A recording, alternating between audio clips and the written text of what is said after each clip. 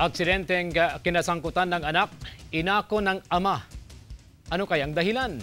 Narito ang report. So parang ang dating kasi nun, niloloko nila kami, niloloko nila yung mga pulis, yung mga tao, ganyan. Gusto lang naman namin yung totoo.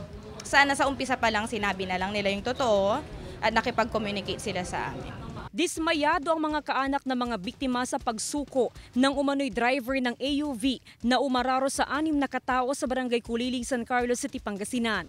Malaking tulong umano ang kuha ng CCTV camera ng Barangay Hall para matukoy ang totoong driver ng AUV.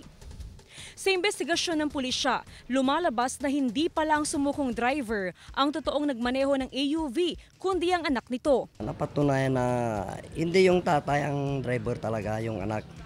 Kaya ngayon, yung pamilya ng biktima, saka yung biktima na yung empleyado ng CDRMMO, magpapile sila ng kaso ngayon. Ayon sa pulisya, hindi absuelto ang ama sa posibleng kaso, lalo pa tinangka nitong pagtakpa ng kasong nagawa ng anak nang akuin nito ang kasalanan ng anak. Parents will do anything naman daw para sa anak nila. So para sa akin kasi they were just protecting the son. Siguro kasi OFW siya or seaman siya. So may trabaho kasi siyang ganun. Pero siguro naman hindi yung dahilan para itago nila kasi parang misrepresentation yung ginawa nila of the crime, 'di ba? Inamin nila yung kasalanan na hindi sa kanila. Pwedeng kasuhan yung father kasi nga yung nagpapanggap nga na hindi naman siya talaga eh. Patuloy umano ang pakikipag-ugnayan ng naka-aksidenteng driver ng AUV at ng ama nito sa pulisya, ganun din sa mga kaanak ng mga nasugatang biktima. Handa raw ang mag-ama na tumulong sa mga biktima ng aksidente.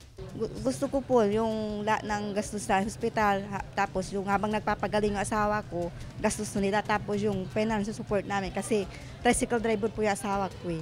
Siya lang po yung kumikita sa amin. Sa ngayon, nagpapagaling pa rin sa pagamutan ng 6 na sugatang biktima. Kasama si Wilson C., ako si Jasmine Gabriel Galban, naghahatid ng Balitang Amyanan.